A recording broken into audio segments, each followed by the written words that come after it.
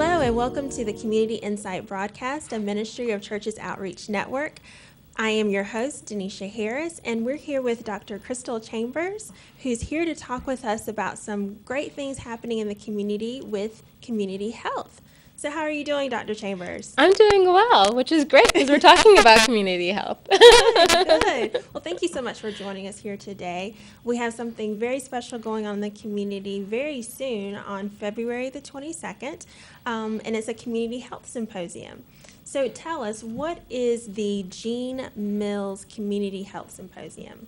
Well, thanks for having me here. The Gene Mills Community Health Symposium actually has been going on for now 15 years. It's in our 15th year, and we honor the life of Gene Mills, who was a member of this community, graduated from ECU with her master's in public health, and was just a bulwark of the community.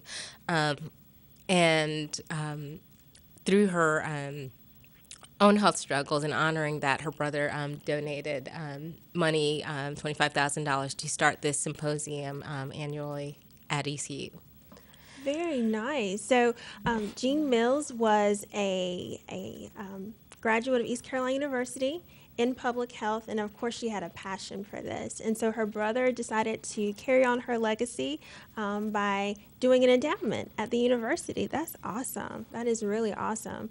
And so, one of the things that you guys are doing to kind of celebrate her life and also continue her work is the symposium. And so, and can you tell us a little bit about when the symposium is? And also what attendees can expect to benefit from or gain from attending the symposium. So the symposium will be held this Friday, February 22nd, from 8 to noon at Cornerstone Baptist Church. What people can expect to see. This year, our theme is Community Health, a Family Affair. And so what we are expecting people to get out of this opportunity are specific strategies that they can take home, that they can do with their families to make their lives a bit healthier. And so historically, we have had professionals come on to ECU's campus, and we usually talk at professionals about how they can better engage the community. But here, we decided to bring it to the community, and I think that's truly in line with Gene Mills' spirit. Wonderful. So you're bringing it to the community, you're taking it perhaps off of ECU's campus and putting it in an area where the community has access to all the information and the resources. Great. Can you tell us a little bit about who will be in attendance, and will folks be able to do health screenings? Will there be food involved?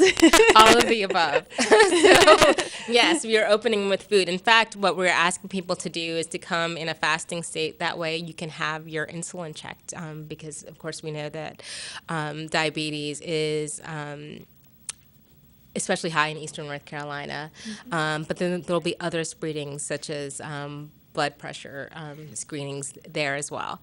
And then there'll be food, healthy food, and things that, not only we can consume within the space, but also things that, we can take back home. Mm-hmm. As well. In addition, we're going to have a number of health service providers ranging from family care and types of practices to physical therapy and wellness and exercise people, mental health people, because all of these factors connect together to get at some of the health issues, the health disparities issues that people are faced with down east, and that's across a number of demographics. I see. So 2 things you mentioned that were really interesting. So definitely your theme, which is family, talking about family health. And so is this something that's open to folks of all ages? Can they bring their kids? Can they bring their spouses? Oh, please do. The space in which we'll be hosting it at Cornerstone has a gym, so yes, we are kid-friendly. Good. And I mean, from my own perspective as a mother, take my academic hat off. I mean, health becomes a family issue. My kids love chicken nuggets, but we're not doing McDonald's. And so learning how to make chicken nuggets in a way that is healthy and appropriate for my family, cutting down tons of sodium, which could, lead to heart disease, not just for myself, but for them as well. And to establish those health habits. So that could be one takeaway. Three things. We want people to come away with three things that they can do at home with their families to be healthier. Nice. So we can count on those three benefits that we can learn when we walk into this fair that we can take away and help improve the lives of our family. So that's awesome. I also love chicken nuggets. Well, I'll share you. Now, granted, I'm a little older, but I do love chicken nuggets. I know, but you put the Parmesan cheese in the batter. So that is really tasty. So yes. Okay, great. So they'll be learning some food demos maybe about how to make food healthier. You mentioned health screening. So if folks are concerned about maybe diabetes or their blood pressure, they can get it checked, and everything, I assume, is free of charge, correct? Yes, everything is open, free to the public. Great. And so you've got the kids there. They can maybe learn some healthy activities they can do or something like that. So it's great to get folks involved when they're young. One thing I know, my mother was really big into brushing and flossing. And so to this day, when I go to the dentist, they're like, your gums are really healthy. I was like, it was my mom. She got me involved at a very young age, because what you do when you're young becomes habit. It becomes a part of who you are, and then you pass it on to your kids. So Exactly. That sounds great. Exactly. Great. So can you tell us a little bit about the agenda? What can they expect to be the day? Because I think it's going to run from 8 to noon. Is that correct? Correct. And then, of course, there's space for people to run through, flow through. And so while there is a program in the middle with a keynote speaker, around that we'll have the screenings, an opportunity to eat, but then also opportunity to wander, if you would, and go to the various tables. And, what was important to us was not that we were just throwing a bunch of information at you. We know about high risks of diabetes and hypertension, and, the list goes on and on. But pragmatically, what can we do about it? That sounds great. So if a person can't attend the entire event from 8 to 12, they can come maybe early, get something to eat, go to some of the tables and get those three takeaways. And then you said there's going to be a program in the middle? Yes. Okay. Can you tell us a little bit about that? Who's the keynote speaker for that?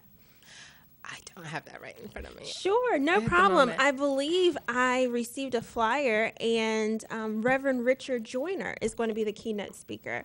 And for those of you who are in the Greenville area, Reverend Joyner was the keynote speaker at the MLK breakfast that the Greenville Chamber hosted not too long ago. So he has a lot of great information he can present. He is actually the minister over the at the Kanita Family Life Center. So at the Kanita Family Life Center, they are able to teach their young people in their community how to grow their own foods, which is awesome. And I'm sure that helps a lot in reducing the amount of processed and overly calorized or, foods that may have the sodium, like you were talking about with the chicken nuggets. Maybe get some fresh foods and some healthy foods in the diet. Exactly. So. I mean, one of the issues that we face down east, even though we have these vast agricultural lands, so much of it goes for production on a massive scale, but that backyard garden, make sure that we can have fresh fruits and vegetables that are readily available to us. There are a number of communities that are in food deserts where access to healthy produce is just not there.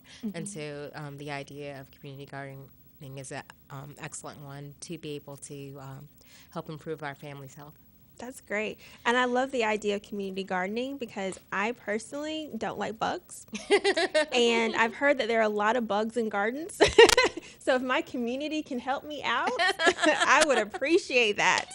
I love a good farmer's market. I love all of that, but just don't ask me to dig in the ground. Right, and not all of us have the ability to get out to the farmers market, and so that's what, to the extent that we can bring them into the community, into our backyards, and the like, the net beneficial it is for us all. Wonderful, wonderful. So tell us a little bit about you and how you got involved in this great organization.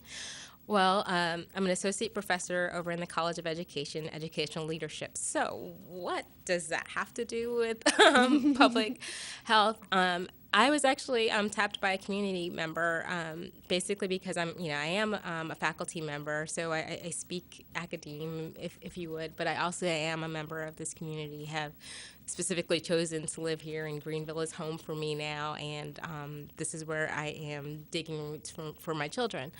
And I was brought in by Dee Carney, who basically told me, I'd be a great conduit between the academics in the room as well as the community members in the room. So I'm here as a bridge between worlds.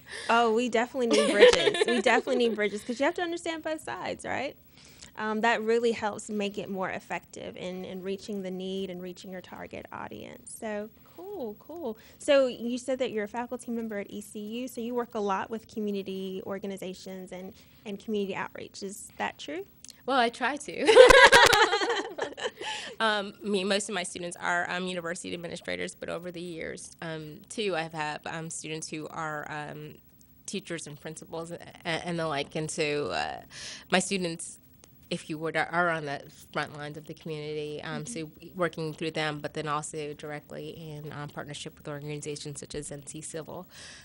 I do get out. Yeah. Well, great. It's been great partnering with you and other community organizations as well. So this is really, really awesome. So when we think about your work and being a liaison, one of the things that we understand about health is that sometimes it's our underserved populations that receive the poorest health care, if you will, or have the poorest outcomes for their health. So what are some of the issues that we have going on in Eastern North Carolina that we need to address, that the reason why these symposiums are so important? Well, certainly, down east, access to health care is an issue across the board. So, you're talking about underserved populations, but really down east as a collective is an underserved population. And why I say that, if you look east of I-95, Eastern North Carolina, collectively across demographic groups has higher incidences of obesity, diabetes, hypertension, cardiovascular disease, as well as cancers. And then if we carve out that northeast corridor, it's even worse than the rest of Eastern North Carolina. So again, regardless of your race, regardless of gender, regardless of nationality, I mean, these are concerns for all of us down east, and so all of us down east really need to take care of our health. I'm sorry, did I get the rest of your question? Absolutely. And that makes sense when we think about perhaps our diet, when we think about perhaps, like you said, the access to health care. I can see that being a problem across the board, not just quote unquote your underserved populations. So it's great that, this symposium is here so that we can reach out and give folks tangible strategies on how they can improve their health. So we're talking about the Jean Mills Community Health Symposium that's taking place this Friday. February the 22nd. It's going to be from 8 to 12 at Cornerstone Family Life Center, and that's right there on Allen Road. Cornerstone Family Life Center, the Community Health Symposium. And if folks want to attend, they need to register to attend if they can? Yes, Okay. yes. I mean, please don't let registration be a reason why you do not show up. However, please let us know how many people to estimate for. That would be wonderful for us in our planning to make sure that we serve you well. Sounds great. And Dr. Chambers has talked about a lot of great things that are happening on this Friday, and where the focus is on family. That is Yes. awesome. I'm looking forward to this, and I know it's going to be a great opportunity. Who else is involved? Who are some of your sponsors, and who are some of the other folks involved in your committee? Well, certainly. So this comes out of Amos Mills, Gene Mills' brothers, his vision for honoring his sister long term, but Dee Dee Carney with Keller Williams. We have the Ladonia Wright Intergenerational Community Center that's going to be. I think I mixed two organizations. The Intergenerational Center, Lucille Gorman, excuse me. That You're was- involved in so many things. That's what it is. You're just all over. But then also having sponsors ECU will certainly be there with students from nutrition, and I think Kinetic Physical Therapy has agreed to partner with us. So we have a list, I think, of about 20 community partners who will be there sharing their knowledge with us. Great. So it sounds like there's going to be a nice cross section of individuals to help you with your health, with your nutrition, disease prevention. So it sounds like it's going to be really cool. Looking forward to it. So let's tell the folks again about the agenda for the day, what they can expect. So yes, come in well fasted so that you can get those numbers, know your numbers, and get those tests in, and then come enjoy a healthy breakfast with us. After that, go on, enjoy the community health fair aspect, and go from table to table and pick up just three things that you can do at home to make life for you and your family a bit healthier. Great. Again, that's this Friday, February 22nd from 8 to noon at the Cornerstone Family Life Center. We're asking you to register, but if you can't, just come on out, bring your family, make it a family affair, make it fun, right? Yeah, and it's free, so it's going to cost you your time, but I think it'll be worth it for you and yours. Absolutely, absolutely. Okay, so now there are some other opportunities going on in the West Greenville area with health. Did you want to expand on that a little bit, or you want them to come to the fair and learn about it? I think it's better to come to the fair and learn. I'm the liaison, not the public health expert, but the nice thing is that we do have a number of healthcare providers in our area who are, willing and engaged to be with the community. Wonderful, wonderful. So we had the opportunity to speak with Ms. Tiara Bill, who is a health promotion specialist here in Greenville, on the last show that I hosted. And one of the things that we talked about is how health is really about total well-being. And you touched on that a lot when we were talking about your kids. We have kids, or we have our family members that like certain foods. And the challenge is, how do we make those foods healthy? So you talked about your chicken nuggets and putting the Parmesan in the batter, and I'm going to try that because that sounds really delicious. Another thing that I try to do is drink more water. I was one of those people that literally drank no water all day. I barely drank any beverages because that wasn't my natural inclination. I didn't grow up drinking a lot. And so I've gone from drinking 1 bottle of water to 1 liter of water a day. And that's just something that I've done personally to help improve my health. Do you have anything that you're currently trying to do or are doing in this new year to help improve your health? Well, certainly. So, one of my own challenges, I think you saw me over the summer with my cane because I had to have knee surgery. And so my own health challenge has to do with getting back into exercise.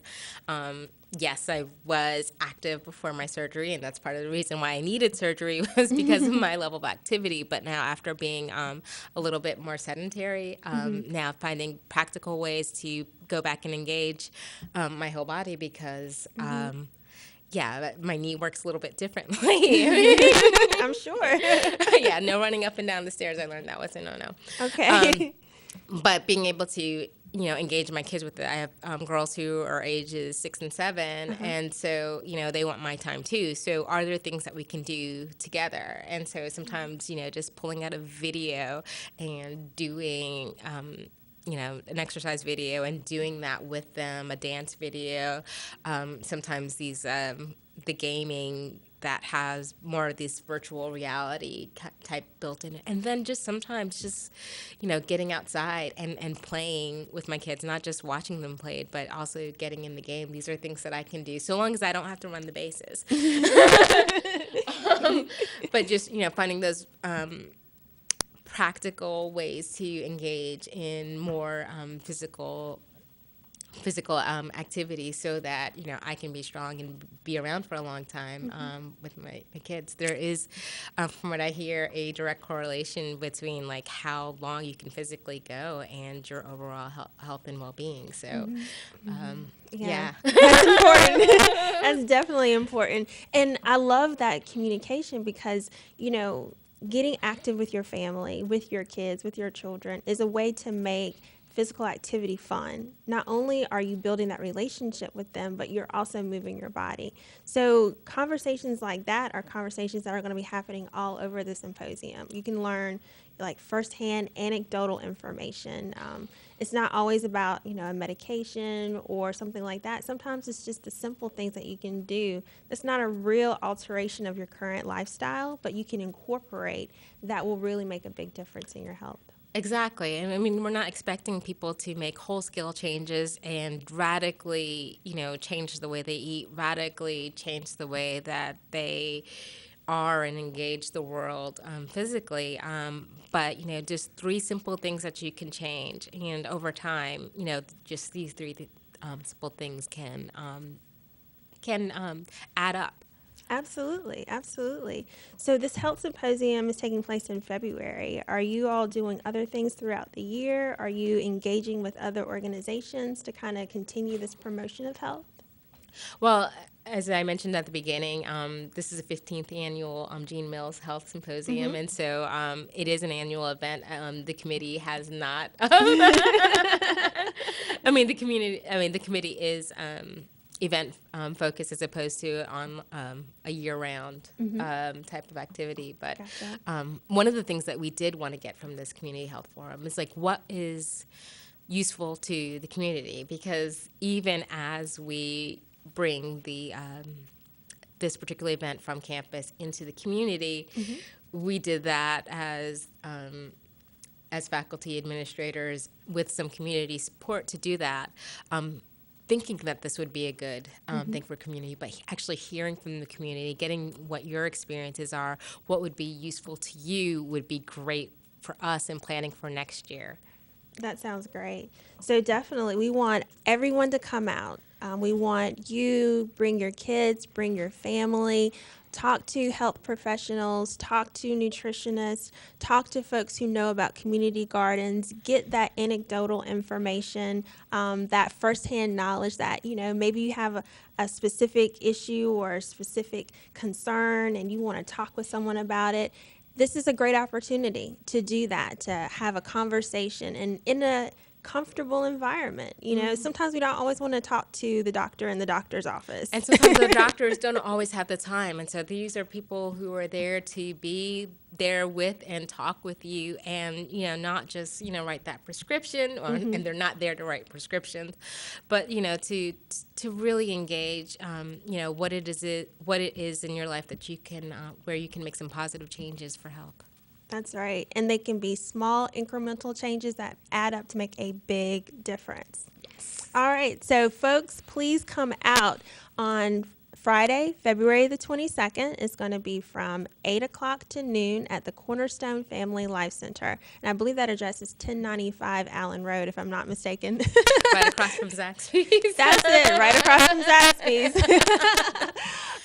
But again, the community is going to be out, so come and share with us. Have a healthy breakfast, dialogue with cool folks like Dr. Chambers, and really just learn a lot about health and also provide that feedback. They want to know what you need to make your life healthier. What can we do as a community to help you improve your health? So be there to provide that feedback, because we really need that, because next year's coming, right? Yes. And we start early so that we can get a nice lead start so that, next year can be even better than this year. And this is the first time that it's going to be out in the community, so to speak. Right. Before, it was on ECU's campus. Correct. Is that correct? Our aim then was really on the professional community, making sure that people had continuing education credits, and taking that time to teach them how to engage with the community. And I think we're shifting, or at least this year, are being a little bit experimental and not just talking about how to be with the community, but are actually being with the community. And so you're going to have to tell us how we're doing.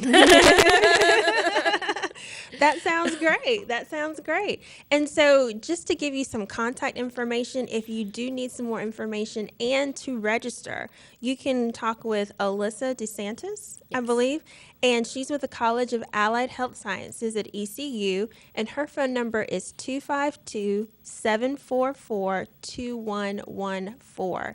That number again is 252-744-2114. So if you guys are interested in coming, we do ask that you pre-register and give Miss Alyssa a phone call. But if not, come. Yes. We really just want you to be a part. So it sounds like it's going to be a great, great event. So can you tell us a little bit more about the Gene Mills Endowment and perhaps some of the other activities or things that it supports? Well, my understanding is that it primarily supports this community health symposium, and I think that's why we want to make this emphasis so much more community based than it has been. And so, yeah, opportunities to expand, I think are welcome. We really do look forward to community voice in that. Wonderful. And this is a great way that this endowment is working to help the community. You're able to help so many people with this symposium. So this is awesome. We want you guys to attend February 22nd, this Friday, Cornerstone Family Life Center. It's going to be from 8 a.m. to 12 noon. Get a healthy breakfast, talk to some cool people about health, and really just put your health first. Until next time.